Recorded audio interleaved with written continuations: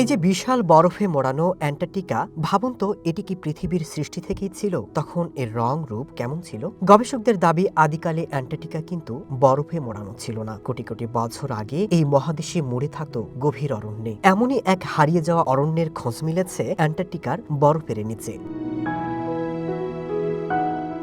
এই ভূখণ্ডে কোনো কালেই স্থায়ীভাবে মানুষ বসতি গড়ে ওঠেনি। শুধুমাত্র গবেষণার কাজে সাময়িকভাবে সেখানে মানুষ থাকে। কয়েক বছর আগে তেমনি এক গবেষণা চলে ব্রিটেনের ডারহাম বিশ্ববিদ্যালয়ের অধ্যাপক স্টুয়ার্ট জেমসের নেতৃত্বে। অ্যান্টার্কটিকার বরফের আস্তরণে কিভাবে ছোট ছোট পরিবর্তন এসেছে তা নিয়ে গবেষণা করেছিলেন তারা। সেই সূত্র ধরে মহাকাশের কঠিন বরফের গায়ে গর্ত খুঁড়তে শুরু করেন তারা। প্রায় 2 কিলোমিটার গভীর গর্ত খোঁড়ার পরে তারা এমন কিছু খুঁজে পান যা এই মহাদেশ নিয়ে বিশ্ববাসীর ধ্যান ধারণায় বদলে দেয়।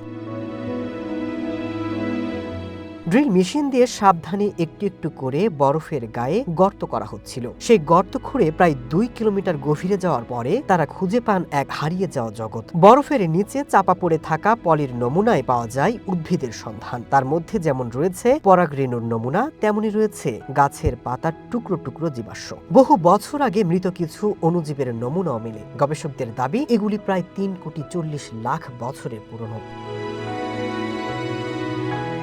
18 কোটি বছর আগে জুরাসিক যুগে ধীরে ধীরে ভাঙতে শুরু করে এই অরণ্য। তৈরি হতে থাকে এক একটি মহাদেশ। গবেষকদের দাবি, তার আগ পর্যন্ত অ্যান্টার্কটিকায় নদী, জঙ্গল সবই ছিল। পরে ধীরে ধীরে বরফের চাদরের নিচে চাপা পড়ে যায় এই বনভূমি।